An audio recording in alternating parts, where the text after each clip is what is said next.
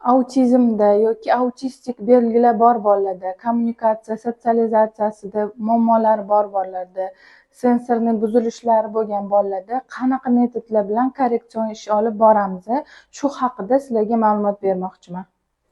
Birinchi usulimiz ABA usuli, ya'ni amaliy xulq-atvori tahlil qilish usuli.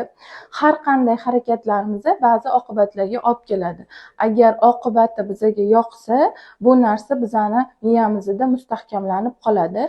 ABA asosiy prinsipi bolaga atrof bilan kommunikatsiya qilish uchun vosita berishdir. Ya'ni bola o'ziga yoqqan narsani qaysidir harakat qilgani evaziga olishi ABA asosiy prinsipi hisoblanadi. Bu vosita o'zi yoqtirgan o'yinchog'i yoki o'zi yoqtirgan yeguligi bo'lishi mumkin.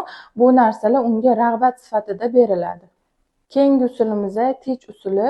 Bu keng qamrovli aralashuv bo'lib, birinchi navbatda bolani mustaqilligini oshirishga qaratilgan.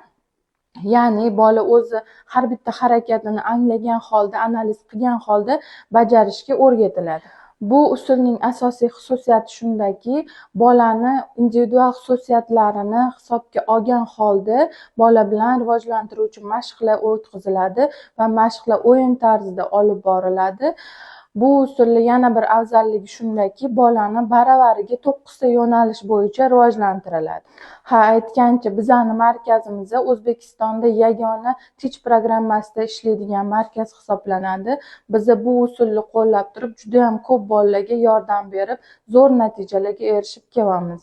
Keyingi usulimiz Dear Floor Time usuli. Bunda bolani xususiyatlari va yashayotgan ijtimoiy muhit hisobga olgan holda ish olib borish, ya'ni bola va u uchun muhim bo'lgan odamlar, ota-onasi yoki yaqin insoni bilan ijtimoiy munosabatlarni o'rnatishga qaratilgan. Ya'ni bu usulda ko'proq ota-onalar yordamiga suyaniladi. Yana bunday tashxisli bolalarga biz mikropolarizatsiya, Tomatis usuli, delfin terapiya, ipoterapiya, BGBK dieta, vokal darslari bilan qo'shimcha yordam bersak bo'ladi.